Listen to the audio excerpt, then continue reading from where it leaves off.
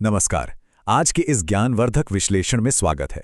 आज हम रसायन विज्ञान यानी केमिस्ट्री के एक बहुत ही दिलचस्प और बुनियादी विषय रासायनिक अभिक्रियाएं एवं समीकरण को डिकोड करने वाले हैं।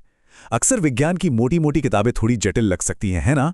लेकिन आज हम इन बेहतरीन नोट्स के जरिए हमारे बिल्कुल आसपास होने वाले रोजमर्रा के विज्ञान को बहुत ही मजेदार तरीके से समझेंगे।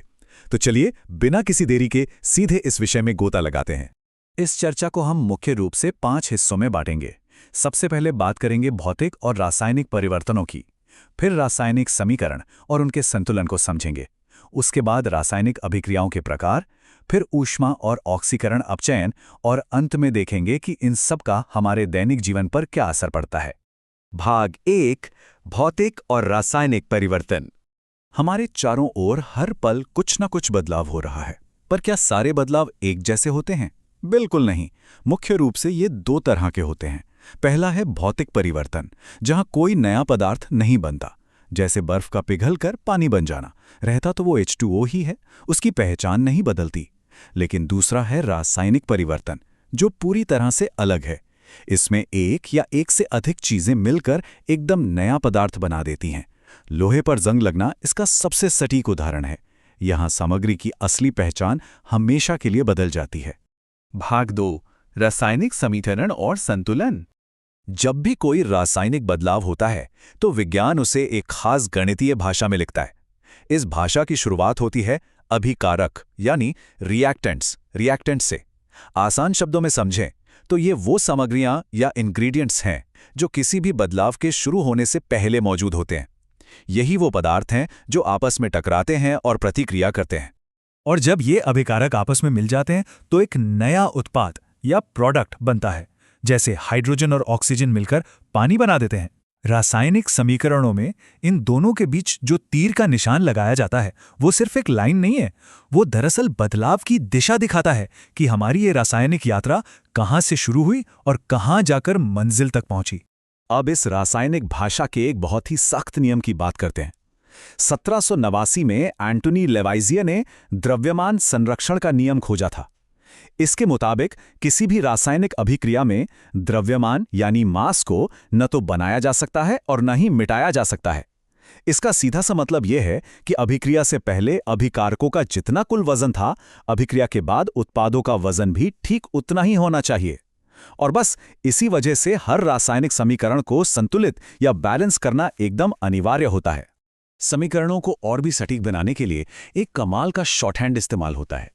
हर पदार्थ की भौतिक अवस्था को ब्रैकेट में लिख दिया जाता है। ठोस के लिए S, द्रव यानी लिक्विड के लिए L, गैस के लिए G, और अगर कोई पदार्थ पानी में घुला हुआ है तो उसके लिए AQ यानी एक्वस सॉल्यूशन। ये छोटे छोटे संकेत पूरी कहानी को सिर्फ एक लाइन में समेट देते हैं। भाग 3 रासायनिक अभिक्रियाओं के प्रकार। अब देखते हैं कि ये अभिक्रियाएं कितने तरीके की होती हैं। इन्हें आसानी से याद रखने के लिए 4 मुख्य पैटर्न हैं। पहला, संयोजन, जहां 2 चीजें जुड़कर एक हो जाती हैं। दूसरा है वियोजन, जो बिल्कुल इसका उल्टा है। इसमें एक चीज टूटकर कई हिस्सों में बढ़ जाती है। तीसरा है विस्थापन। इसमें एक ज्यादा ताकतवर यानी अधिक क्रियाशील तत्व किसी कमजोर तत्व को उसकी जगह से हटाकर खुद बैठ जाता है।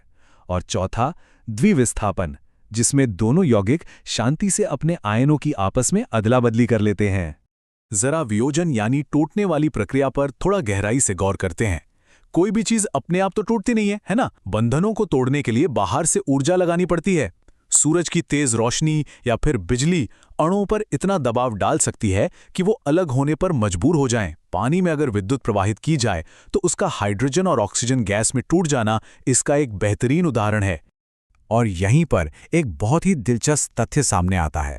सिल्वर क्लोराइड का फॉर्मूला भले ही किताबों में नीरस लगे, लेकिन जब सूरज की रोशनी उस पर पड़ती है तो वो सिल्वर और क्लोरीन में टूट जाता है।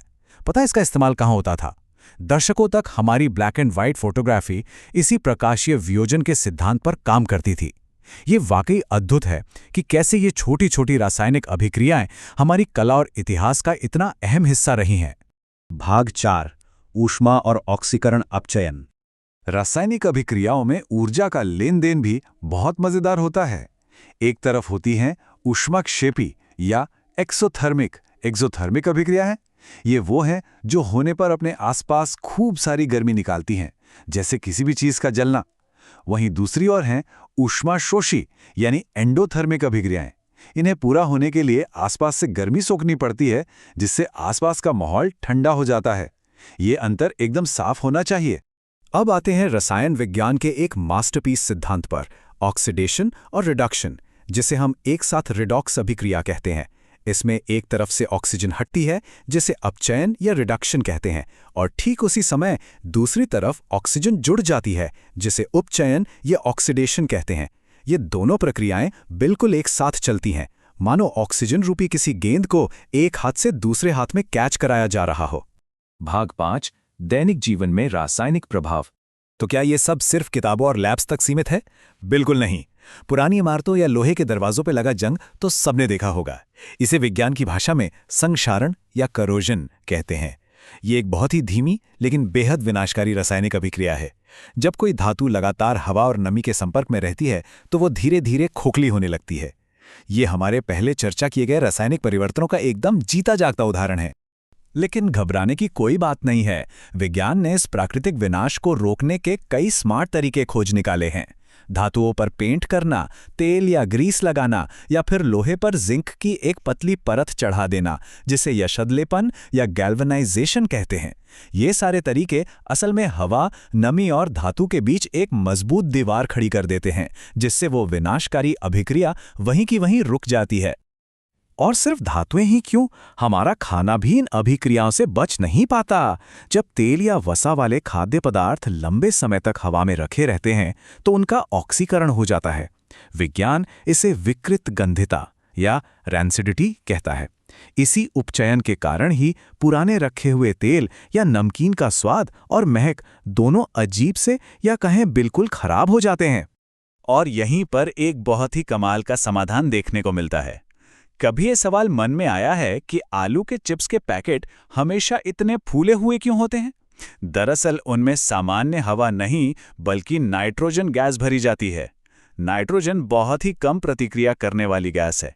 ये ऑक्सीजन को चिप्स तक पहुंचने ही नहीं देती। नतीजा, चिप्स का ऑक्सीकरण नहीं होता और वो लंबे समय तक एकदम ताजे और कुरकुरे बने रहते हैं। है ना रसायन विज्ञान का एक शानदार इस्तेमाल। इस पूरे विश्लेषण के बाद एक बात तो एकदम साफ है, रासायनिक अभिक्रियाएं सिर्फ विज्ञान की प्रयोगशालाओं में नहीं होती, ये हमारे चारों तरफ हर पल हो रही हैं। लोहे पर जंग लगने से लेकर हमारे पेट में खाना पचने तक सब कुछ तो रसायन विज्ञान ही है। तो अगली बार जब आसपास नजर जाए तो ये विचार मन में जरूर आ सकता है कि इस वक्त और कौन कौन सी अदृश्य रासायनिक अभिक्रियाएं चुपचाप अपना काम कर रही होंगी। इस तरह एक नए वैज्ञानिक नजरिए से दुनिया को देखना वाकई बहुत रोमांचक हो सकता है।